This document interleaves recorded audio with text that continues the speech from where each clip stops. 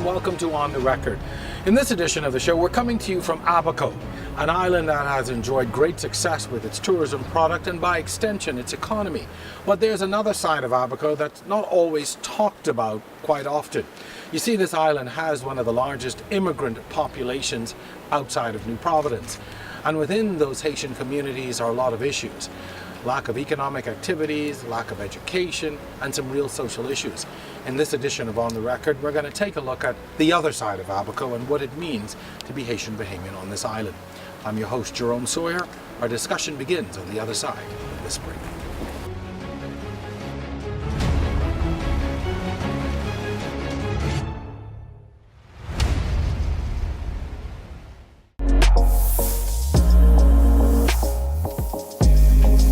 On the Record is brought to you by Alive. Believe in best.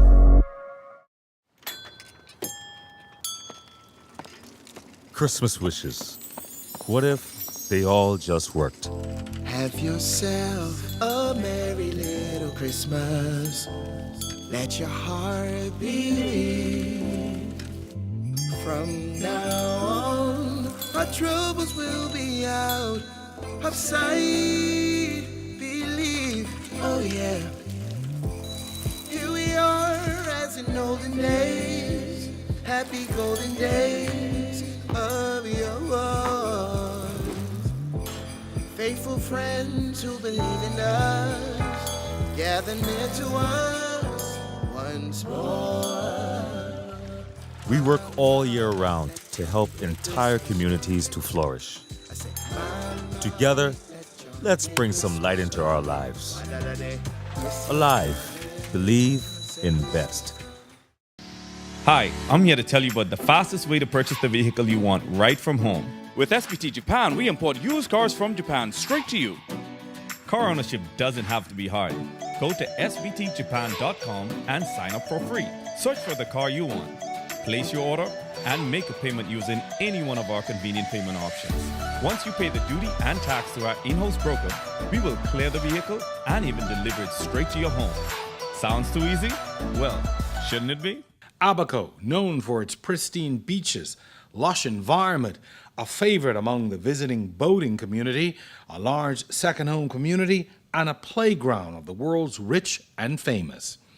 But sitting in the middle of one of the most vibrant economies in the country is one of the most glaring examples of a large yet almost invisible community. While most of it is unseen by passers-by, it is well known to those who live and visit Abaco. Not unlike any other shanty town in Abaco or elsewhere, the Mud is a thriving community of mainly Haitians and Haitian Bahamians. The Mud began not as a shanty town, but as a farm, with a few homes where people eventually came for refuge. The people found refuge here once they came in and worked the land, and now, years later, here's what we have. It's not much farming as it used to be, but that's how it started. So it didn't initially start as just people coming here and squatting, building homes. It was a joint effort with Bahamians like Gordon Sawyer and my grandparents who came and got permission from the local administrator. You know, the numbers weren't what they are now. No sight of that model these days. The Mud, as it is commonly known, is a twisted maze of poorly built homes with low overhanging utility wires, unpaved streets, and any number of potential health problems. But look a little closer, and you will see a fully functioning community, complete with recreational spots, a barbershop, and a variety store of sorts. Most of the people here are Haitian or of Haitian descent, with the residents coming as migrants or being born into the community. Yet, there is a degree of separation despite the commonalities. It used to be tight-knit. Not right now. Why not? There are factions. Factions. People from different regions and of Haiti. There are different people from different parts of the Bahamas who live there who are actually just Bahamian, of no Haitian descent, no heritage. So it's now, for lack of a better word, balkanized. Yeah. Yeah. Like some of the older people, they gone like nah, they passed away. So we just like a new crew, a new breed. It's a new generation? New generation, yeah. And what makes that new generation so different? Well, long time the old generation used to find a racial respect and togetherness. But the ones coming right now, they don't have no respect for elders, nor for property or nothing at all. These gentlemen reminisced about an area that was a lot cleaner, once a place of refuge that is now a ghetto by all standards. How you doing? How you doing? Good. How you doing? Have any water for sale here? You want some water? Yes. Yeah. You want some water? Come on.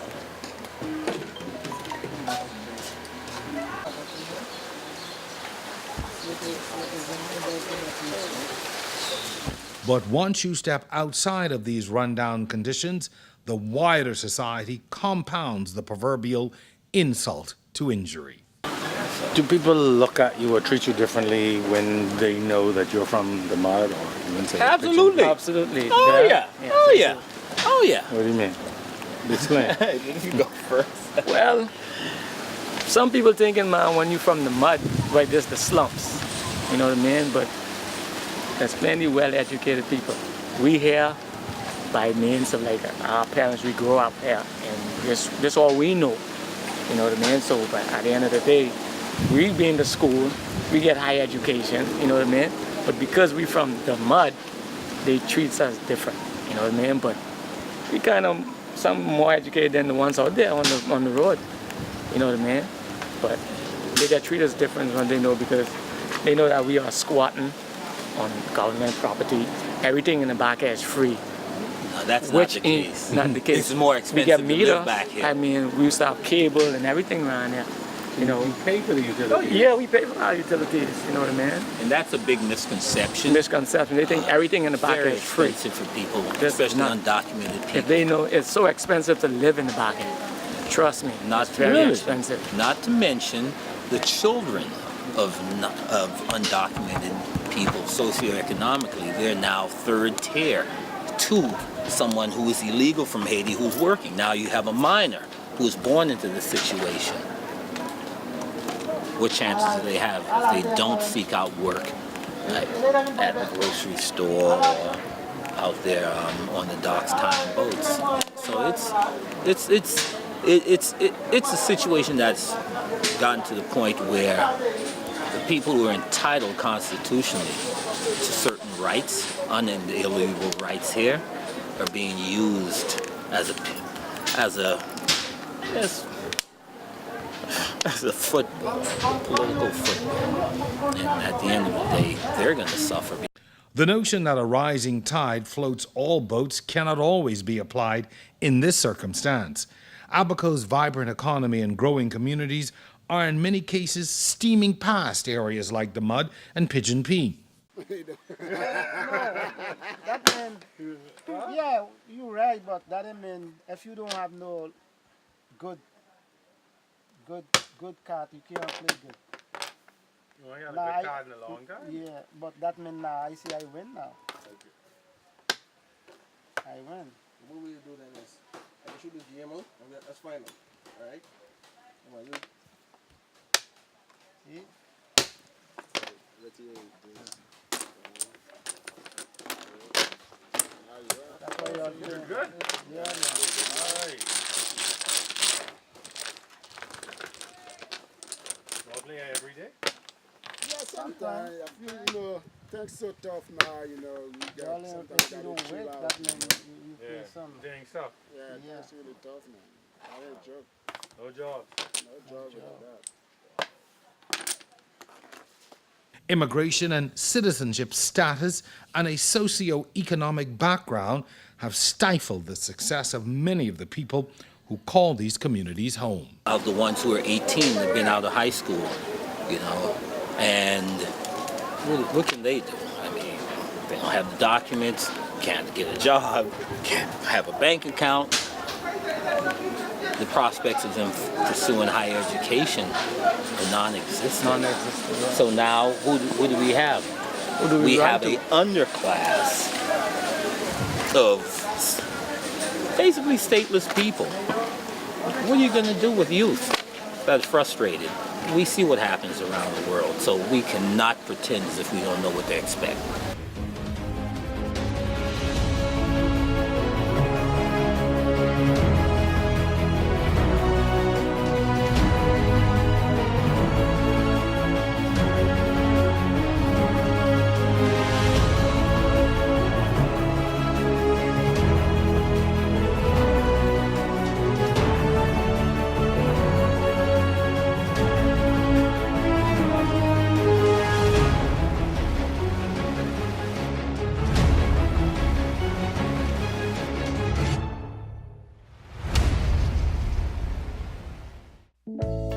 There's so much to see in the beautiful Abaco Islands. Navigate your way around with ease on Albury's ferry service. It is a safe and relaxing boat ride to numerous destinations throughout the Abacos. Serving 6 different islands with over 100 trips per day, Albury's ferry service maintains a fleet of 15 wide-body fiberglass boats. The Donnies, as these boats are called, are designed to maneuver the local waterways while passengers enjoy the beautiful seascapes. The daily schedule can be found on our website at alburysferry.com. We also provide private charters. Albury's ferry service is located at the crossings in Marsh Harbor on the island of the mainland Abaco. Give us a call. We look forward to hearing from you. 242-367-0290. Looking for something great to do with locals in Hopetown where there's always something going on and the party never ends? Sea Spray Resort and Marina is where it's at. Enjoy this Bahamian paradise with our full-service protected marina that offers direct access to the Atlantic Ocean and the Sea of Abaco. Yet, it's worlds away from the hustle and bustle of everyday life. Plus, there's 2 fantastic restaurants, Gaffer's Dockside Bar and Grill and Reflection. Sea Spray Resort and Marina, Hopetown, Abaco. Come on, join us. We'd love to have you. This portion of On the Record is brought to you by Generali Insurance Company Limited, your employee benefits specialists.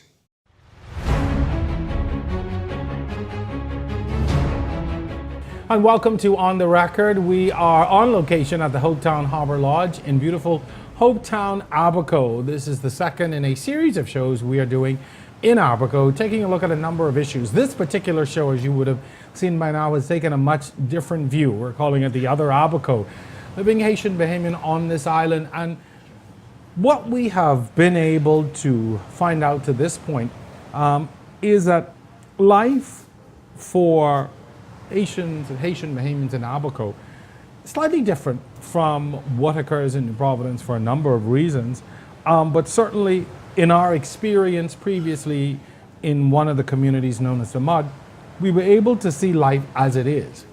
But we decided, though, to step out of that environment for a while and speak to some young folks who would give us a perspective on what it is like to live here and to experience the things that they have experienced and to give us some true insight. I am very happy to have as my guest on this show Alexis Denoy. Alexis, how are you? Hi, I'm great, and you?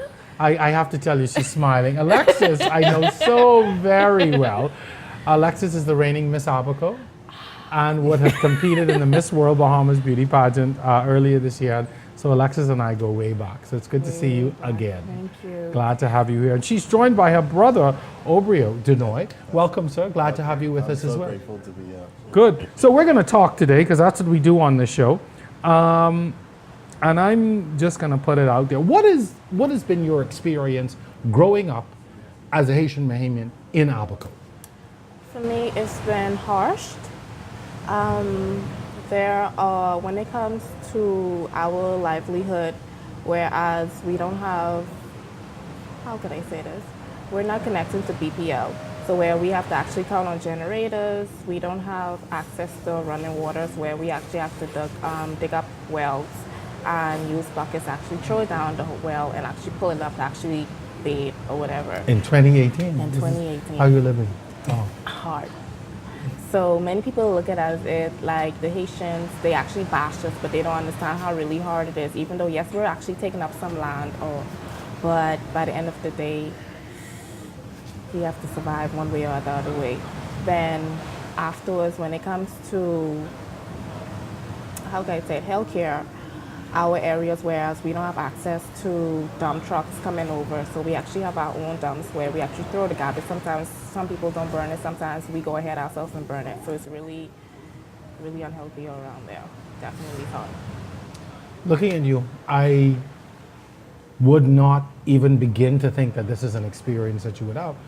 Me personally, most definitely, that is something I've experienced through being in connection with my sister.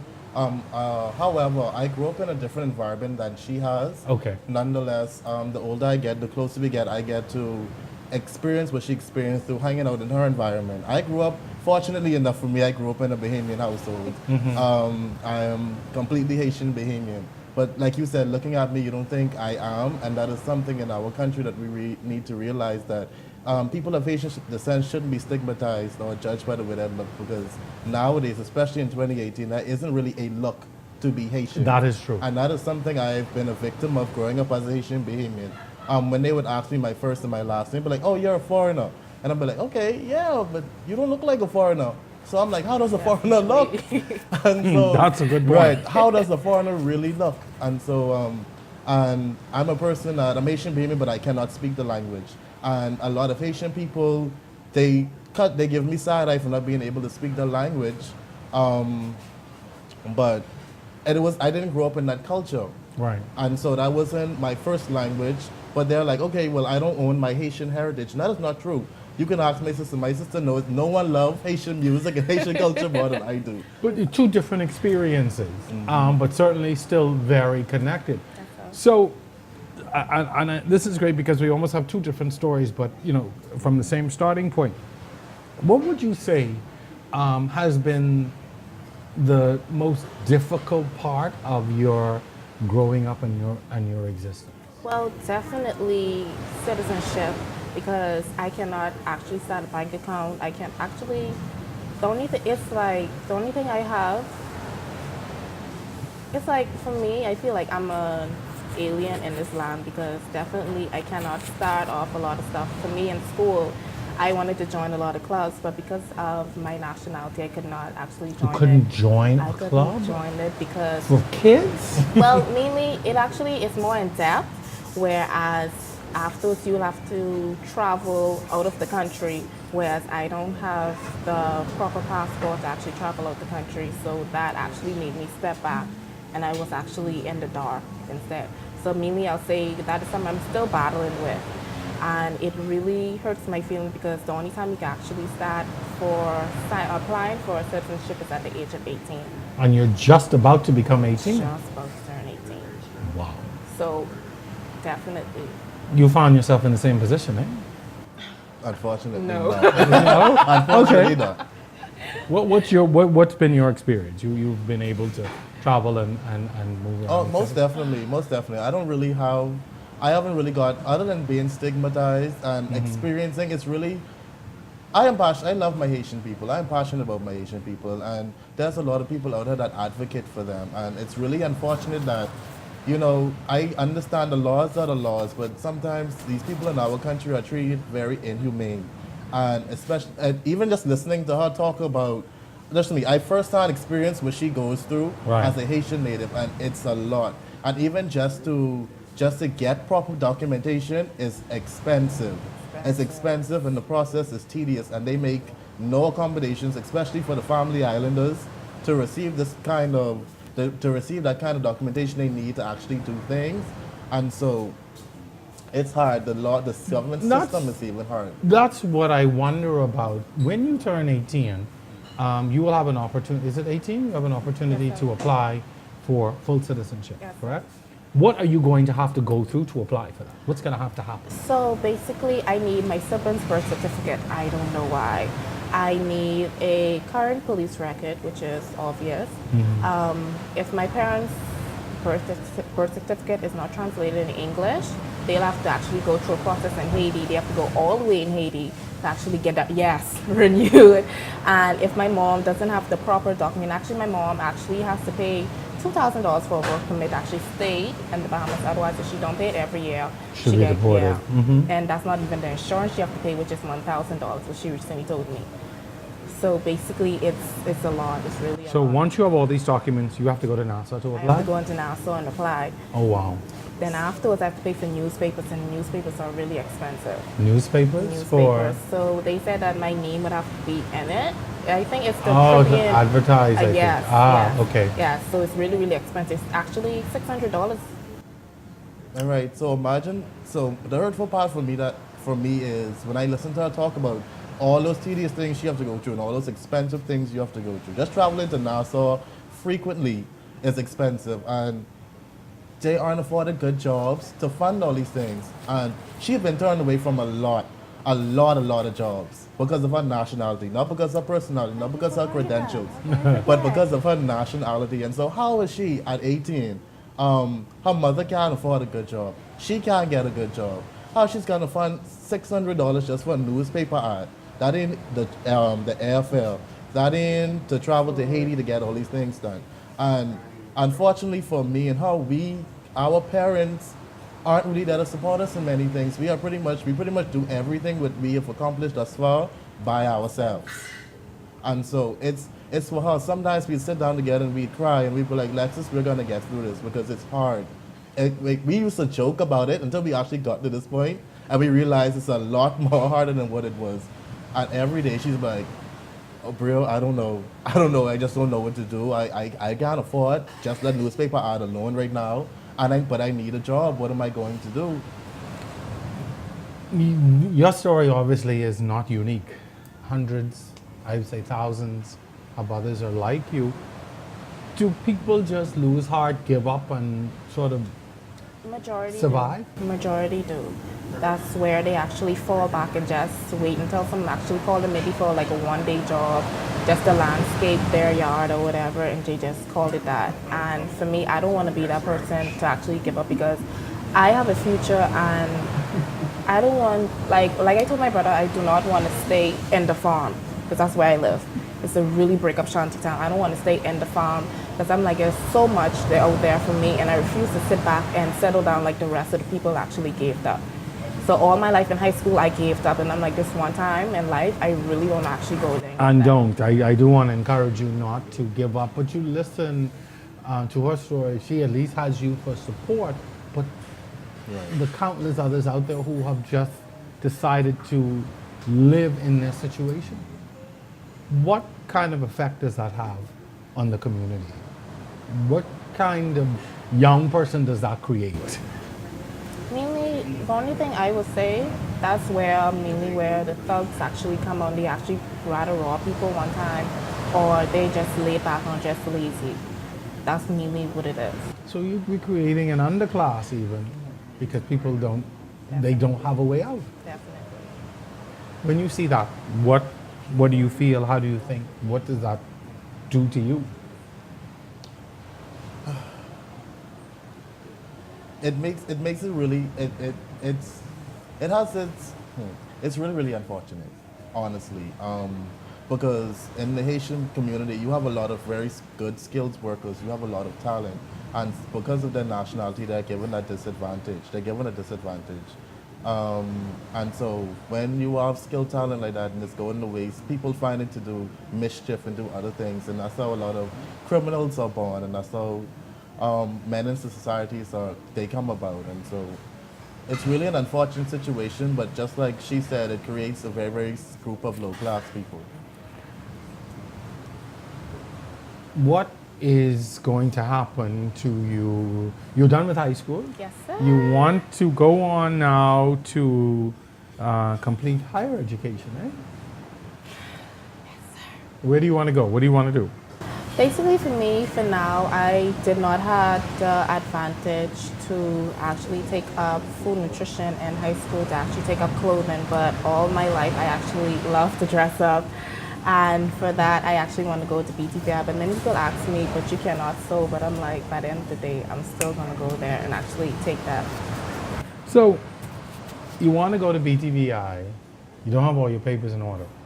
You're going to need to do that before you can start BTVI, correct? Okay. So that's a huge hurdle. And my plan basically, like I said, was January. but that actually takes a long process. So even with that, I'll have to go through immigration, get a letter. Hopefully they reply back. And sometimes, worse, they actually throw your application away. It's lost. That happens to a lot of people?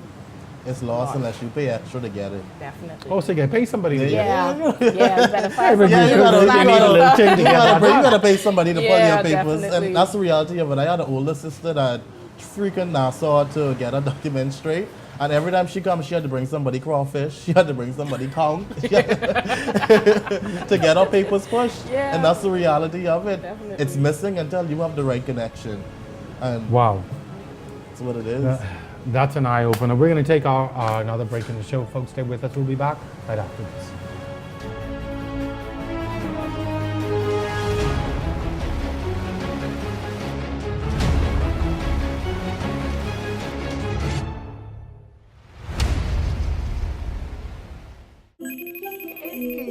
Look at y'all. Look at the Merry Christmas. Merry Christmas, man.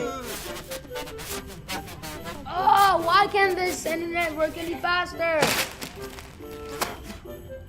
I hear that. Introducing the new Rev Triple Play with free HBO Go. 200% faster internet and unlimited calling everywhere you go. Sign up for only $99 and enter to win over $50,000 in cash and prizes. Rev, you and us together. Hi, I'm here to tell you about the fastest way to purchase the vehicle you want right from home. With SBT Japan, we import used cars from Japan straight to you. Car ownership doesn't have to be hard. Go to sbtjapan.com and sign up for free. Search for the car you want, place your order, and make a payment using any one of our convenient payment options. Once you pay the duty and tax to our in-house broker, we will clear the vehicle and even deliver it straight to your home. Sounds too easy? Well, shouldn't it be?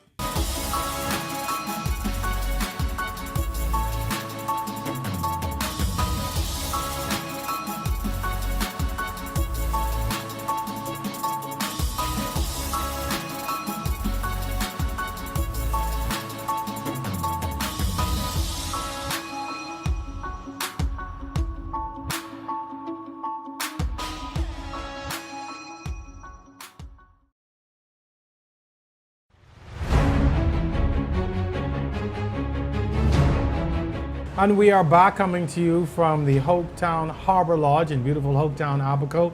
Our show tonight is dedicated to the other Abaco living Haitian Bahamian on this island, my guests, Alexis and Obrio Denoy. Alexis, you did something very bold last year. You entered the Miss Abaco pageant and won. And then you went on to compete for Miss World Bahamas. First of all, what inspired you to want to be Miss Abaco? And enter? Well, I never actually thought that I would join a pageant, and my brother. Are you gonna blame him? So basically, like I told you, in high school, I actually faked and actually put myself in the back. And actually, he told me, since you said you want to be a fashion designer, why not join a pageant? Whereas you would actually try modeling clothes or whatever. So he kind of tricked me. I would say tricked me. Because the only thing, I was like, I'm just going to lose, because after I saw the contestants and I heard how they spoke, mainly for me, like I said, I'm very nervous when it comes to cameras. So, you would never know. You would never know. Go ahead. So actually, when I actually saw them and the support they actually got from family members, it actually broke my heart, because my brother was always in Nassau. So the only support I had at that moment was myself, and actually I connected a connection with the committee members, and whereas they actually helped me out in whichever situation I actually needed or whatever. And afterwards, so yeah. You won Miss Abaco, and then you went along to compete nationally.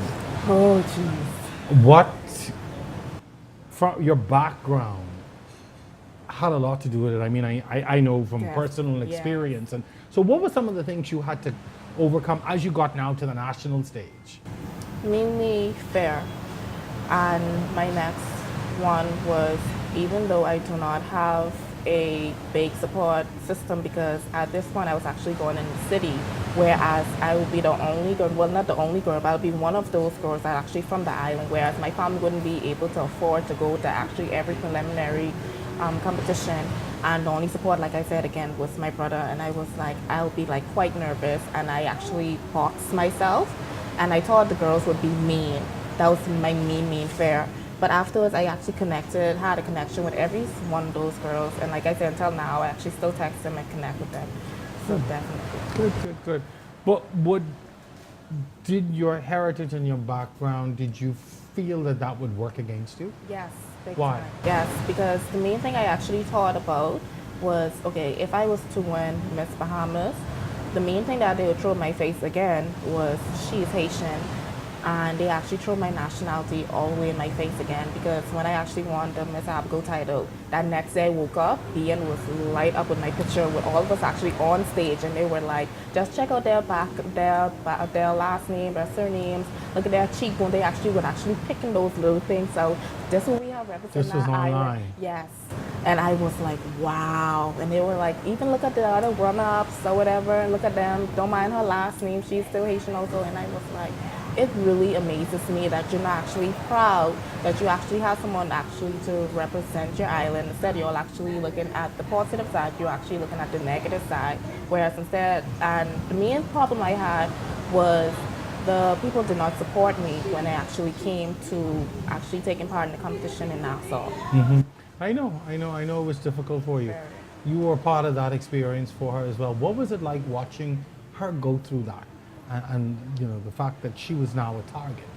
Well, it was heart-wrenching for me because, like she said, I'm the one that pushed her into it, but I knew... I mean, thank you. No, we do. We thank you. She's I a pushed her wonderful into contestant. it. Yeah. I pushed her into it knowing the kind of girl she was and her situation. I knew that would have been, helped her out a little bit easier with a little bit of exposure. And I told her, I said, listen, you are already at a disadvantage, not even having papers, and being Haitian in this country. And I said, that is the God's given truth. You're already at a disadvantage. So I said, every little opportunity you can take to push yourself a little further, to get something a little better than the average Haitian girl can get, I said, take it. And that's how we got there. And so it was really, really rough because, a lot of the other girls had support from their island, or a lot of girls had support from their family. She had none. The Haitian community, you ask them what the pageant is, they honestly can't tell you what it is. They say, what? Yeah. They don't know what a pageant is. And so even to take your time and break down it to a normal Haitian native, the average Haitian native, they won't understand. And a lot of people of Haitian descent, when they heard she was in the pageant, they would give a side eye or wrench their face out of because they're like, the Bahamian people aren't for you. Why are you going to compete for such why are you going to compete for such a prestigious title of Miss Bahamas when you're Haitian? And the Bahamian people don't want you're Haitian self in my country. Haitian people discouraged you. That too. That they actually really brought up. They were like, by the end of the day, the only thing they're gonna do is use you. And afterwards, and then a couple of them were they actually sit, because in my community we have like a little tree where everybody actually sit down as a people live in the community. We just join together maybe like every Fridays and Saturdays. And they were like, what is actually the purpose? Because they didn't really find out, they did not know I won until afterwards when they found out I was actually keep on going back and forth off the island, island, on the island, back. And they were like, what's the purpose? Because by the end of the day, after they finish use you, they're not going to check for you. You don't even have a passport. Like, they're just going to use you, just going to mistreat you. And stuff that actually kind of brought me down. But by the end of the day, like I said, I actually know what was going to actually come out of actually joining the pageant on the whole, overall. That was a lot to go through. You regret it? No. You want to say that because I asked you. No. Yeah. Definitely, I don't regret it at all. Do you think, though, that we need to have more avenues in the country to expose Haitian, Bahamian children to opportunities like that on a national scale? Yes. Even pageantry itself, we're not, when it comes to Abaco, we're not up to scale because usually they only used to coordinate girls and send them over. Meaning you don't have modeling gigs, pageantry, like stuff like that, they don't have it at all. Mainly it's just books, basketball, actually let me say athletics.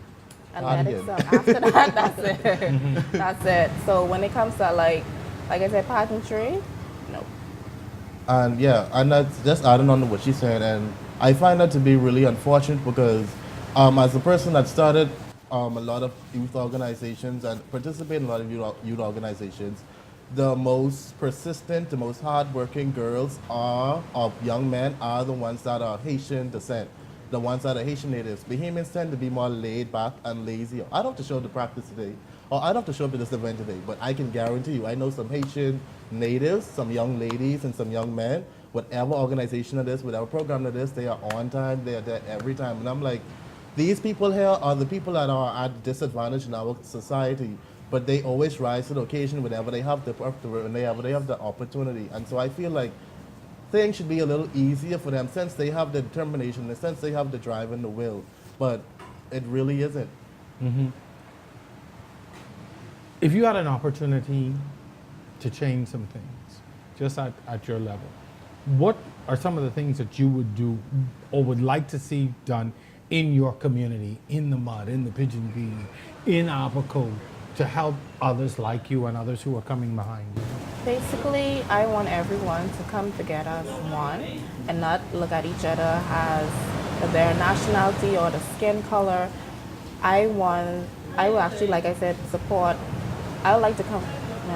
I would like them to come together as one and support the next person, despite what it is that they want to do. Just the main thing, like I always say, support is the main thing. One of the things I found in my journey into the mud is they told me that there were different groups, even within the community, groups who depending on where they were from in Haiti. Yeah, definitely, yes. Because even though they're in the same community, they still don't get along. If I'm from Gonaive, or if I'm from Port-au-Prince, or I'm from Port-au-Prince, or I'm from this place, maybe there's a slight chance that they might actually get together, but afterwards they still find that because maybe their place, I never visited Haiti before, but maybe the other place is maybe up to scale than them, or it was maybe something that's been going on for like years and they actually just stuck to it and actually continue it. I don't know. Do you think that's hurting the community? Definitely. Big time, definitely. Why so? How can I put this together? You don't actually see teamwork. That's the big problem. Whereas if it wasn't so much disputes going around, it'll be much better where we have a more productive community.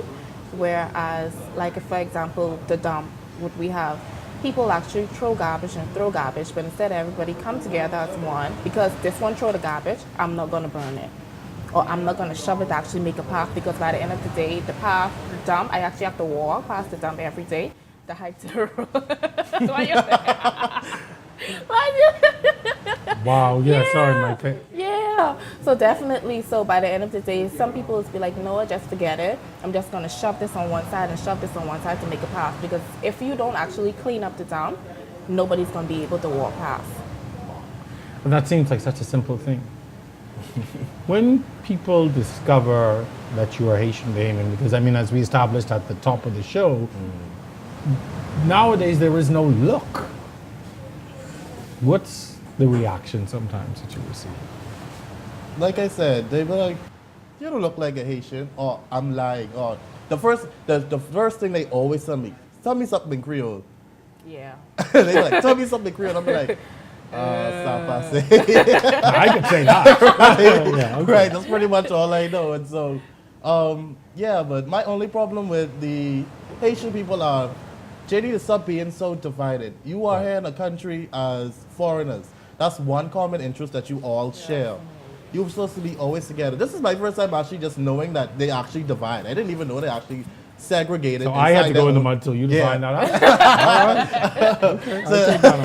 So they're actually segregated. And why would you be segregated in a situation whereas you guys need unity to just be each other's brother keeper, and an environment whereas you so proclaim that Bahamian people don't even want you here?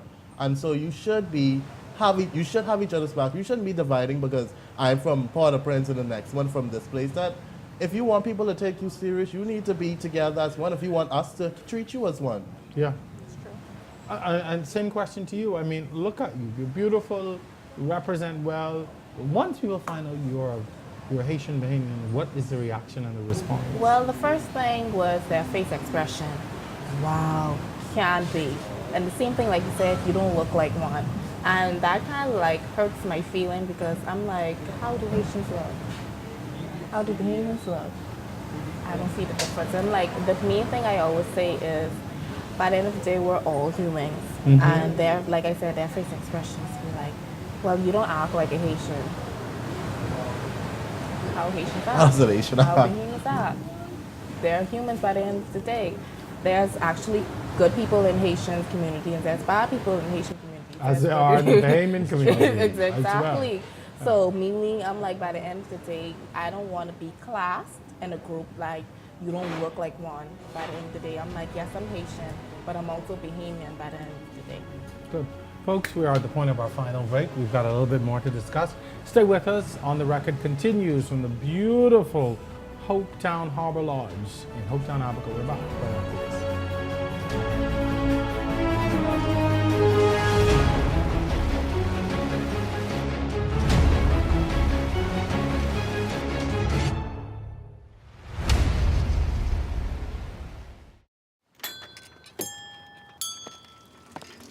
Christmas wishes.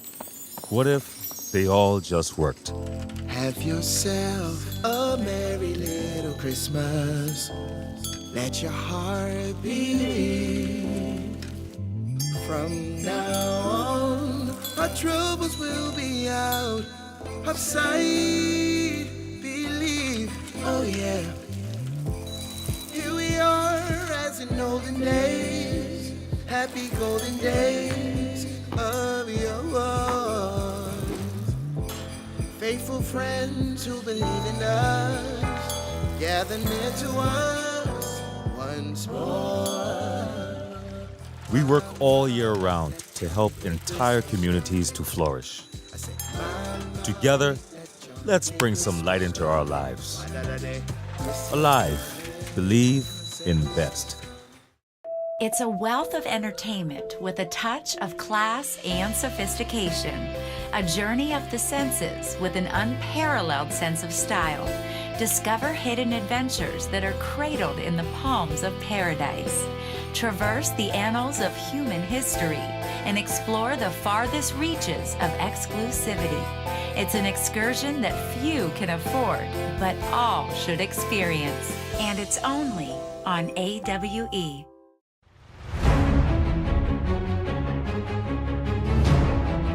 And we are back. This is our final segment of On the Record, coming to you from the Hopetown Harbor Lodge in Hopetown, Abaco. Our discussion for this show has been about the other Abaco, growing up Haitian Bahamian and living as a Haitian Bahamian in Abaco. Do you think that you are changing the face of what it is to be Haitian Bahamian? Definitely, yes. Why? The main thing I would say, the big step I actually took and I overfared, were actually taking part in the pageant. Whereas many females, even many females actually, they more stick to cosmetology. Mm-hmm. So mainly it actually pulled them out and they actually gave modeling a try. And even now, my brother is actually having a pageant. I just unveiling it tomorrow. And he can tell you, actually 50%, actually alive. Wow, the 99% of girls are Haitian. Really? Yes. So you think you inspired them? Definitely. That's fantastic. And that actually made me proud because there was a next girl of a Bahamian descent and she was like, she really, really was interested. And she said, well, she was interested in the pageant. She said she wanted to join it. And she's like, I really inspired her, especially when it came to watching me on TV. And I was like, how did I look? Because I didn't see. And she's like, she really wanted to join it, but because of where she lived, she couldn't make it. But she actually have a seminar coming up at the end of this month, which is Women Empowerment, and I am a guest speaker. You are. Fantastic. You see yourself, or do you see yourself really as a change agent and hopefully changing the perception and what people see? Yes, sir. Definitely, yes, sir. I'm really proud to hear that. I'm really, really happy to hear that. When you see what she did and was able to overcome, did that inspire you? Oh, most definitely, most definitely. Really? Being up fight a lot, but every day she's my inspiration. She's my inspiration to be an advocate for just not even the Haitian descent, not even the Haitian descent, but of young people. Yeah. She is I'm really, really proud of her. She's most definitely changing what it is to be a Haitian girl in a shanty town. Because even I remember when I was at the Miss Bahamas, the evening gown segment, and they had the PSA videos. And when they shared a PSA video, and she was like, she still live in a shanty town. Everybody in there gasped, like,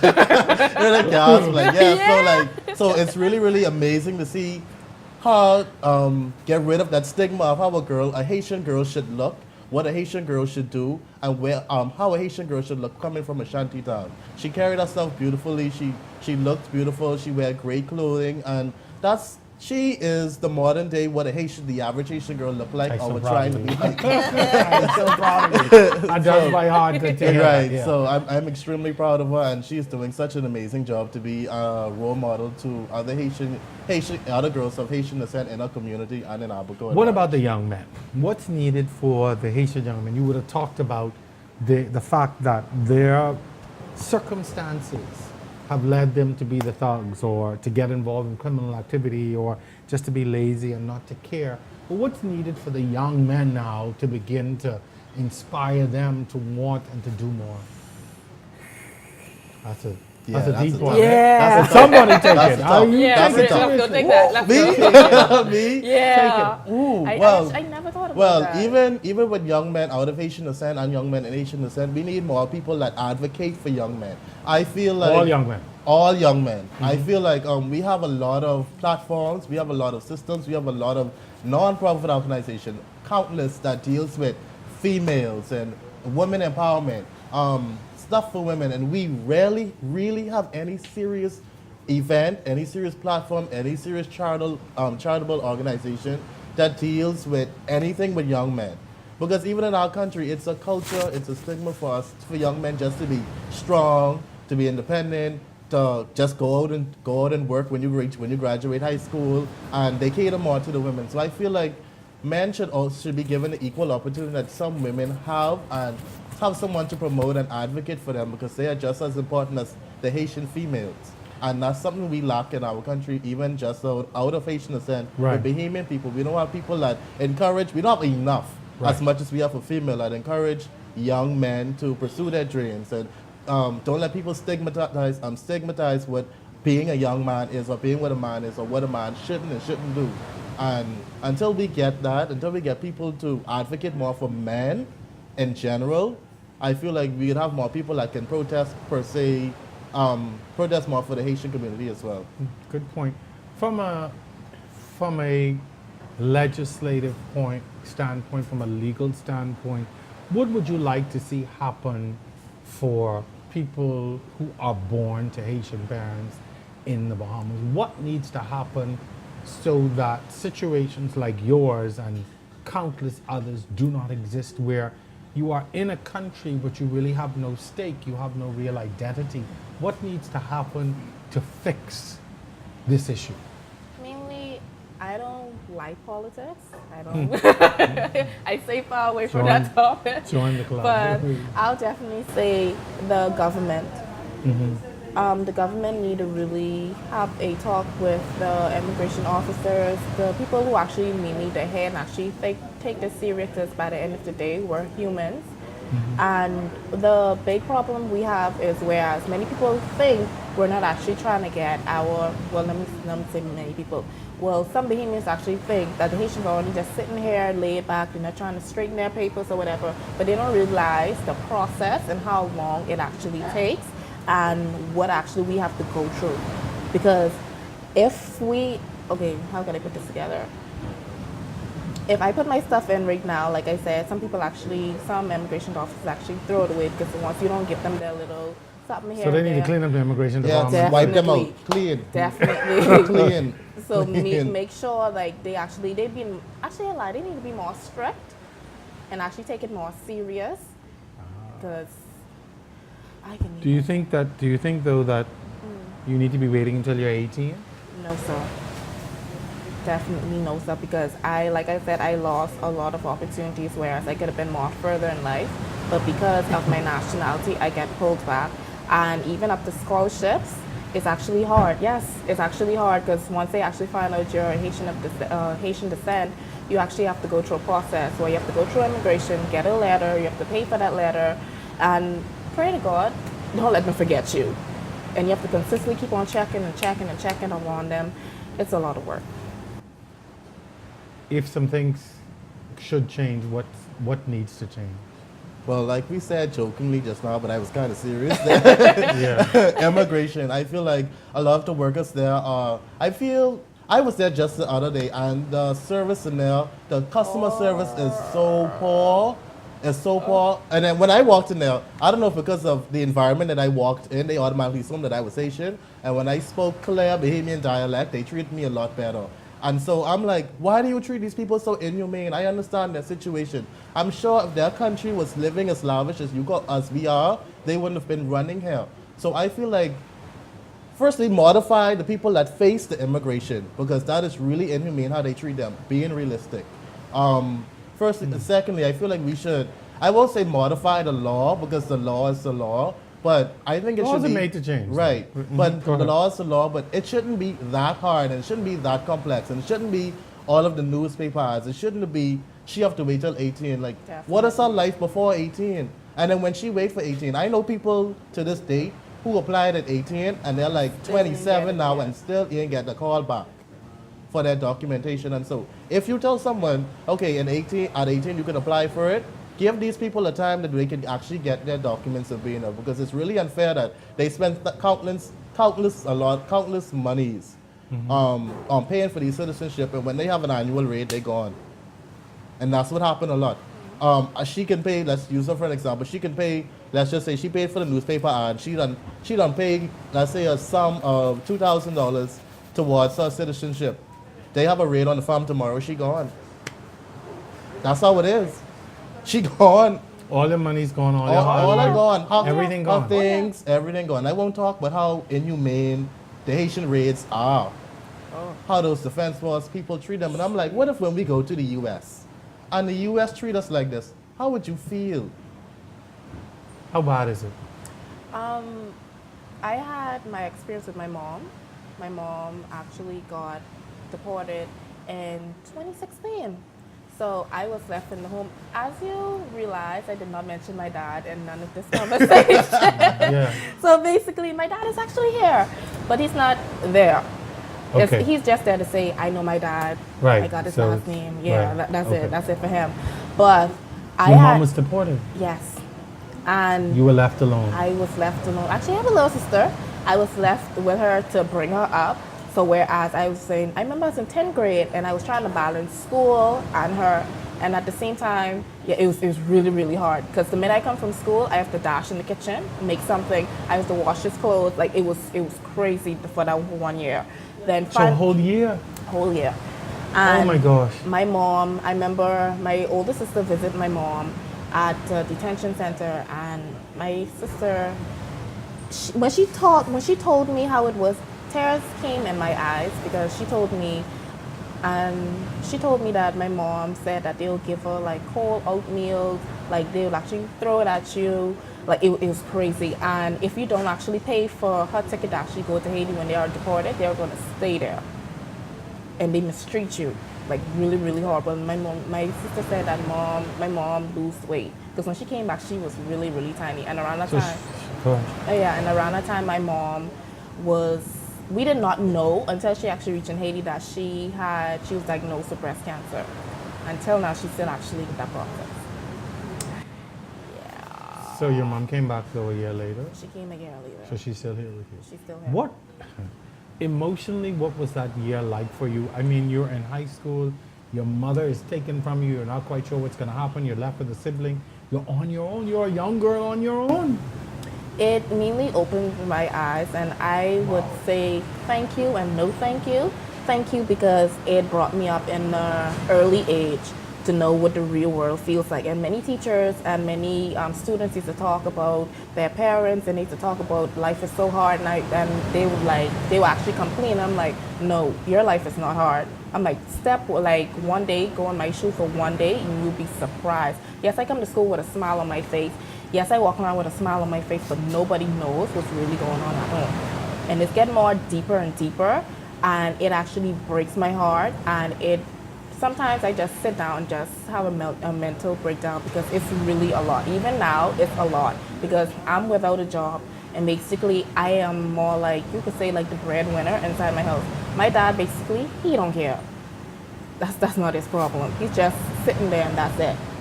So basically my mom, at this point, my mom is diagnosed with breast cancer.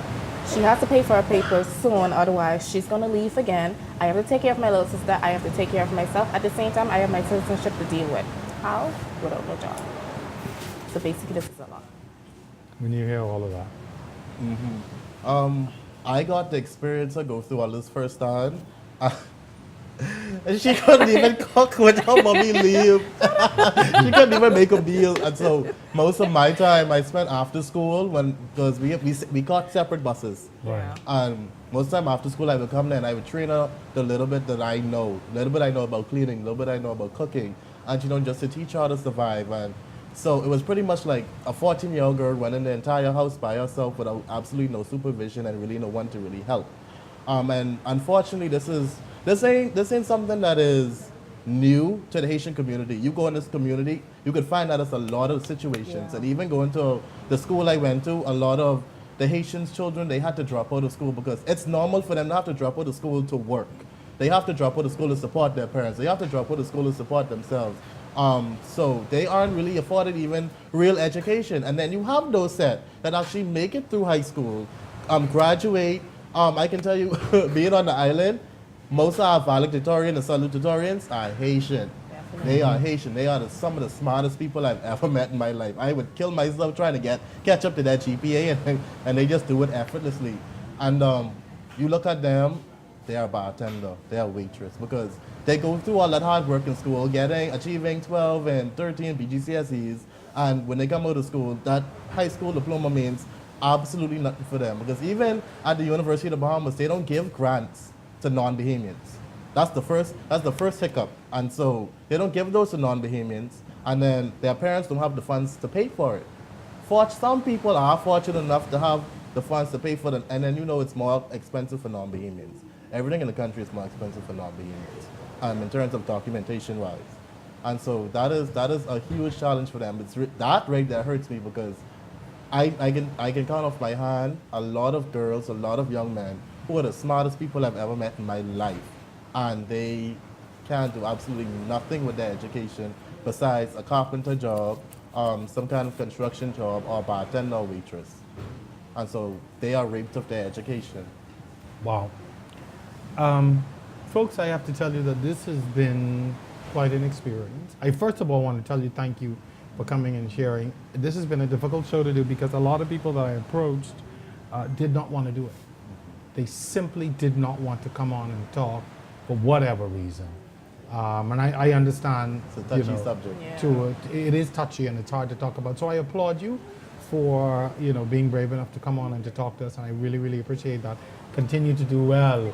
I am super very, very proud of you, and your story, I hope, will be an inspiration to many more, that you can make it regardless of your situation, and continue to do well. And it will come, and don't give up. I encourage you, and continue to encourage and support. I appreciate it. So thank you so much for being here today. I really, really appreciate it. And hopefully your story will inspire our country to look within itself and to fix these things that are broken. Because a lot of times I think we only just scratch the surface. Right. And we look at the issues from our perspective, it's an immigrant population and it's a strain. But you said it so eloquently. We are all human beings at the end of the day, and we all deserve to be treated humanely. So again, thank you, good luck, all the best to you.